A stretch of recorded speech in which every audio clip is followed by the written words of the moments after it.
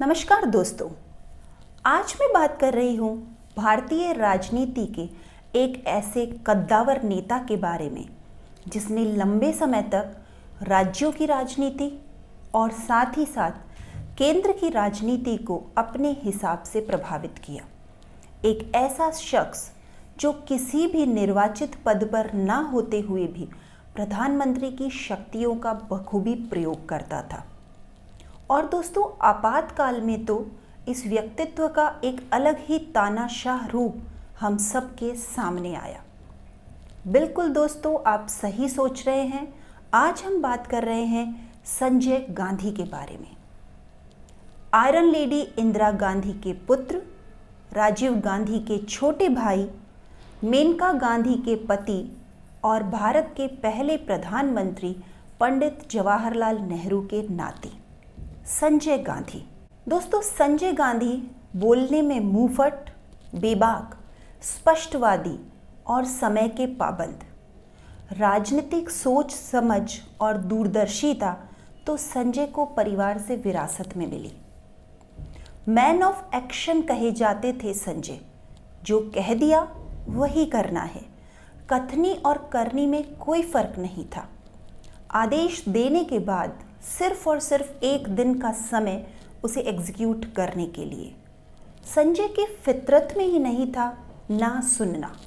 बहुत कठोरता के साथ संजय गांधी ने कुछ नियम देश पर लागू किए थे और शायद यही कारण था कि संजय गांधी के कठोर नियमों के चलते खुद संजय गांधी और कांग्रेस जनमानस से दूर हो गए थे और संजय गांधी उभर कर आए एक तानाशाह नेता के रूप में। दोस्तों, संजय गांधी का जन्म हुआ 14 दिसंबर 1946। पिता फिरोज गांधी और मां इंदिरा गांधी को राजीव के बाद दूसरे पुत्र के रूप में संजय की प्राप्ति हुई। संजय को पढ़ने के लिए दून स्कूल में भेजा गया, पर स्वभाव से जिद्दी संजय का पढ़ाई में मन नहीं लगता था और इस वजह से संजय बहुत कोशिशों के बावजूद अपनी पढ़ाई पूरी नहीं कर पाए। सपना देखते थे संजय ऑटोमोबाइल इंजीनियर बनने का, पर अफसोस पढ़ाई पूरी न कर पाने के कारण इंजीनियर बनना संभव नहीं था। इसके लिए इंग्लैंड की जानी मानी कार कंपनी रॉल्स रॉयस के साथ 3 वर्ष तक इंटर्नशिप की। साथ ही अपने बड़े भाई राजीव की तरह ही हवाई जहाज़ उड़ाने की कॉमर्शियल पायलट की ट्रेनिंग भी ली और लाइसेंस भी प्राप्त किया। पर किस्मत तो संजय को कहीं और ले जाना चाह रही थी। उनकी उड़ान आसमान में नहीं, भारतीय राजनीति में थी। 23 सितंबर 1974 को संजय गांधी ने अपनी उम्र से 10 साल छोटी 17 वर्षीय सिख परिवार की लड़की मेनका गांधी से शादी की। उनकी ये शादी भी खासी चर्चा का विषय रही थी। भारतीय राजनीति में सबसे पावरफुल जोड़ी के रूप में संजय और मेनका को जाना जाता है। जहां भी संजय राजनीति या गैर राजनीतिक मुद्दों के लिए जाते थे, हमेशा मेनका उनके साथ जाती थी। शादी के बाद ही मेनका गांधी ने राजनीति में भी इंटरेस्ट लेना शुरू कर दिया था और कांग्रेस पार्टी को मजबूती देने के लिए सूर्या नामक एक पत्रिका का प्रकाशन भी शुरू किया था। दोस्तों, 15 अगस्त 1947 के बाद पहले चुनाव हुए और उसके बाद 1974 तक देश में एकल प्रभुत्व कांग्रेस पार्टी का रहा और कांग्रेस पार्टी में सब कुछ स्मूथली चल रहा था। पर 1974 के बाद एक दौर ऐसा आया जब कांग्रेस पार्टी में उथल पुथल शुरू हो गई। विपक्ष के बहुत सारे लोग एकजुट होने लगे, जगह जगह पर धरना और प्रदर्शन करने लगे और सत्तारूढ़ कांग्रेस पार्टी के सामने नए चैलेंजेस और नई चुनौतियां आने लगी। प्रधानमंत्री इंदिरा गांधी को उस समय सबसे बड़ा सहयोग उनके बेटे संजय गांधी से मिला था। संजय गांधी ही थे जो प्रधानमंत्री इंदिरा गांधी को भी अपनी बात मनवाने के लिए राजी कर लेते थे। बिल्कुल साफ नजर आ रहा था कि इंदिरा की राजनीतिक विरासत के उत्तराधिकारी भविष्य में सिर्फ और सिर्फ संजय गांधी बनेंगे। सरकार के विरुद्ध पूरे देश में जगह जगह प्रदर्शन और नारेबाजियां चल रही थी। उसी समय 25 जून 1975 को इंदिरा सरकार पर सुप्रीम कोर्ट ने सख्त टिप्पणी की। अब इंदिरा गांधी को ये समझ आ चुका था कि वो बहुमत खो रही है और भविष्य में होने वाले लोकसभा चुनावों को रोकने के लिए ताबड़तोड़ इंदिरा सरकार ने आपातकाल लागू कर दिया। और आपातकाल में सबसे ज़्यादा शक्तियों का प्रयोग जिस इंसान ने किया वो थे संजय गांधी। अनेकों राज्यों की गैर कांग्रेसी सरकारें बर्खास्त कर दी गई, प्रेस पर नियंत्रण लगा दिए गए, सेंसरशिप लागू हो गई, कलाकारों बुद्धिजीवियों के साथ विपक्ष के नेताओं से जेल को भरा जाने लगा। दोस्तों, इस आपातकाल के समय तक भी संजय गांधी के पास कोई भी संवैधानिक या निर्वाचित पद नहीं था। फिर भी इंदिरा सरकार में उनका दखल पूरी तरह से चल रहा था। उनके आदेश को मानने से कोई इनकार नहीं कर सकता था। किसी भी पद के न होते हुए भी वे इस सत्तारूढ़ सरकार में पूरी तरह से हस्तक्षेप करते और अपने आदेशों को लागू करवाते थे। यहाँ तक कि आपातकाल की एक घटना जिसमें तात्कालिक सूचना और प्रसारण मंत्री इंद्र कुमार गुजराल को भी अपने पद से इस्तीफा देना पड़ा, जिसका कारण था संजय गांधी के बेतुकी तुगलकी आदेश। और इन आदेशों के चलते कांग्रेस के एक सीनियर मोस्ट नेता ने अपने पद से इस्तीफा दे दिया था और प्रधानमंत्री इंदिरा गांधी ने कुछ भी नहीं किया।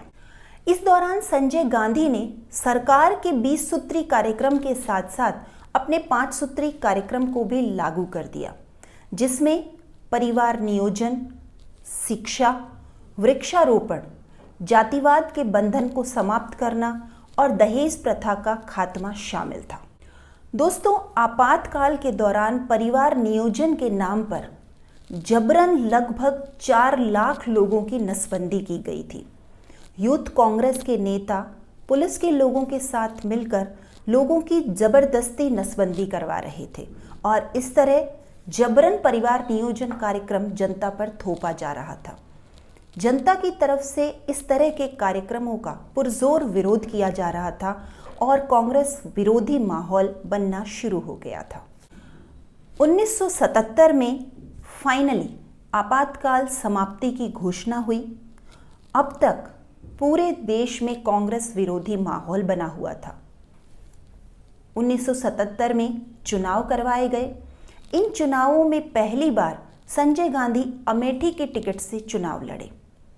दोस्तों, आपातकाल में किया गया तानाशाही रुख इंदिरा का या संजय का, कांग्रेस पार्टी को इस चुनाव में मुंह की खानी पड़ी।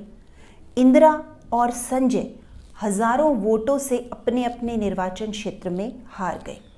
कांग्रेस बहुत कम सीट तक सीमित हो गई और स्वतंत्रता के बाद पहली बार 1977 में गैर कांग्रेसी सरकार केंद्र में सत्तारूढ़ हुई। अब तक जो विपक्ष कांग्रेस के खिलाफ एकजुट था, सत्ता मिलते ही इस विपक्ष के अंतर्विरोध सामने आने लगे। सबसे पहले 1977 में गैर कांग्रेसी प्रधानमंत्री बने मोरारजी देसाई। मात्र 1.5 साल के कार्यकाल में ही उन्हें अपने पद को छोड़ना पड़ा और गैर कांग्रेसी दूसरे प्रधानमंत्री बने चौधरी चरण सिंह। पर कुछ ही समय में विपक्ष की कमियां जनता के सामने आने लगी। महंगाई आसमान छूने लगी। तेल और चीनी के दाम दिनों दिन बढ़ने लगे। ये सरकार की विफलता थी। संजय गांधी ने इस सरकार की विफलता और इस अवसर का बखूबी फायदा उठाया।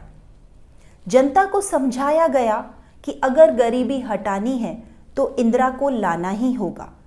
भारत बचाओ इंदिरा लाओ, गरीबी हटाओ इंदिरा लाओ जैसे नारे दिए गए और बहुत ही जल्द गैर कांग्रेसी सरकार धराशायी हो गई और उनकी सारी कमियों का फायदा कांग्रेस पार्टी को मिला और 1980 में फिर से चुनाव हुए।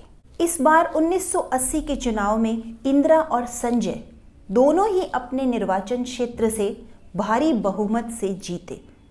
इस बार इंदिरा का रुख कुछ नरम था, पर संजय गांधी के फितरत में नरमता थी ही नहीं।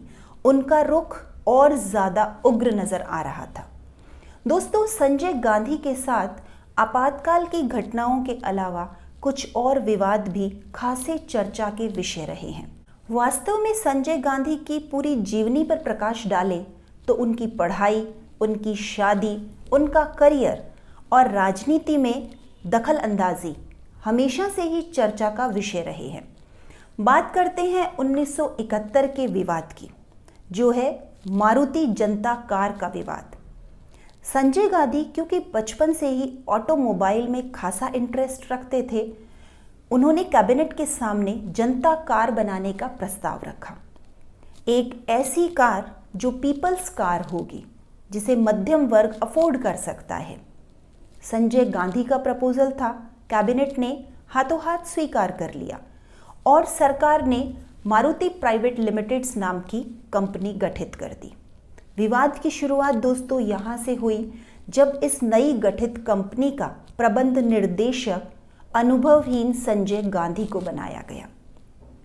संजय गांधी ने जर्मनी की कंपनी के साथ करार किया ताकि वो एक जनता कार भारत में लॉन्च कर सके, पर अफसोस 1971 में भारत और पाकिस्तान के बीच बांग्लादेश को लेकर युद्ध हुआ और फिर 1975 तक आते आते आपातकाल लागू हो गया। तो संजय के रहते हुए उनका ये जनता की कार का सपना साकार नहीं हो पाया। पर संजय की मौत के बाद इंदिरा गांधी के विशेष आदेश पर इस कंपनी का पुनर्गठन किया गया। इस बार मारुति प्राइवेट लिमिटेड का पुनर्गठन वी कृष्णमूर्ति के नेतृत्व में हुआ और जापान की सुजुकी कंपनी के साथ करार किया गया और फाइनली संजय गांधी के सपने वाली जनता कार देश में लॉन्च हो गई, जिसका नाम रखा गया मारुति 800। दोस्तों, संजय गांधी से जुड़ा हुआ एक और खासा विवाद किस्सा कुर्सी का।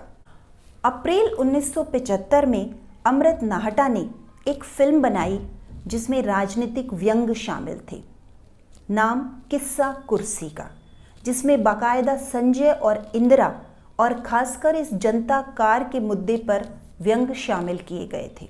दोस्तों, ये व्यंग्यात्मक फिल्म सेंसर बोर्ड के पास आई। फिल्म विवादित थी, इसलिए सेंसर बोर्ड ने इस फिल्म को सरकार के पास भेज दिया।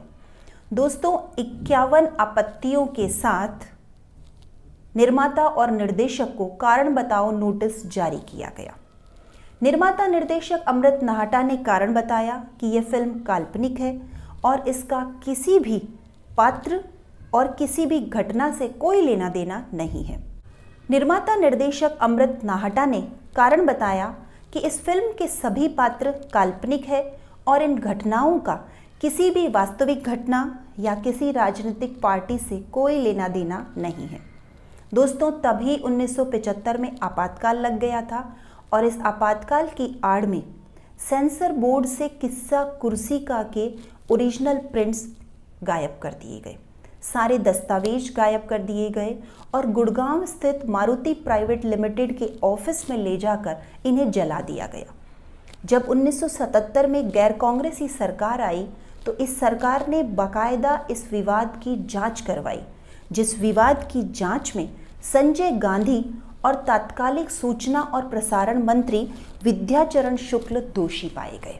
दोस्तों, मात्र 33 साल की उम्र में संजय गांधी इन सभी विवादों को विराम करते हुए इस दुनिया को अलविदा कह गए। दिन था 23 जून 1980 का। जैसा कि हम पहले भी बात कर चुके हैं, संजय गांधी अपने भाई की तरह हवाई जहाज़ उड़ाने का शौक़ रखते थे और दिल्ली फ्लाइंग क्लब के एक्टिव मेंबर थे। हर दिन सुबह अपनी मेटाडोर में बैठकर संजय गांधी सफदरगंज एयरपोर्ट पहुंचते थे। 23 जून की सुबह भी वे जल्द सुबह अपनी मेटाडोर में बैठकर दिल्ली फ्लाइंग क्लब पहुंचे, जहां उन्हें एक नए एरोप्लेन का ट्रायल लेना था। किसी भय की आशंका से मेनका और इंदिरा संजय को रोकने के लिए भी आए, पर होने को कुछ और ही मंजूर था। हमेशा की तरह संजय एयरक्राफ्ट के साथ कलाबाजियां कर रहे थे, पर दुर्भाग्य से अचानक उस एयरक्राफ्ट का इंजन बंद हो जाता है और नियंत्रण खो जाते हैं संजय गांधी और असामयिक रूप से प्लेन क्रैश में संजय गांधी की मौत हो जाती है। संजय गांधी की मौत से प्रधानमंत्री इंदिरा गांधी को बड़ा झटका लगा। इंदिरा गांधी के राजनीतिक उत्तराधिकारी सिर्फ और सिर्फ संजय गांधी नजर आ रहे थे, एक ऐसे सलाहकार जो इंदिरा गांधी को राजनीति में पूरी की पूरी सहायता कर रहे थे। पूरी तरह से एक मां भारत की प्रधानमंत्री इंदिरा गांधी टूट चुके थे। जिस समय संजय गांधी की मौत हुई 23 जून को, उसके 3 महीने पहले ही मेनका गांधी ने एक पुत्र को जन्म दिया था, जिसका नाम बड़े प्यार से संजय गांधी ने वरुण गांधी रखा था। दोस्तों, संजय गांधी एक प्लेन क्रैश में मर जाते हैं और 1981 में इंदिरा और मेनका के बीच विवाद शुरू हो जाते हैं और इन विवादों को विराम देने के लिए मेनका अपने पुत्र वरुण को लेकर प्रधानमंत्री निवास छोड़ देती है और गांधी परिवार से अलग हो जाती है। अलग होने के कुछ समय बाद मेनका ने एक नई पार्टी भी बनाई थी, पर बहुत ही जल्द वे बीजेपी में शामिल हो गई और वर्तमान समय में मेनका गांधी और उनके पुत्र वरुण गांधी भारतीय जनता पार्टी से सांसद है। दोस्तों, भारतीय राजनीति का एक कद्दावर नेता जो मात्र 33 साल की उम्र में दुनिया को अलविदा कह गया, एक ऐसी शख्सियत जिसे भारतीय राजनीतिक पटल कभी नहीं भुला पाएगा। आज की तारीख में अगर संजय गांधी मौजूद होते तो भारतीय राजनीति का चेहरा जो हमें नजर आ रहा है वो नहीं कुछ और ही होता। आज की कहानी संजय गांधी के बारे में। जल्द ही मिलेंगे एक नई कहानी और एक नई शख्सियत के साथ। तब तक के लिए नमस्कार।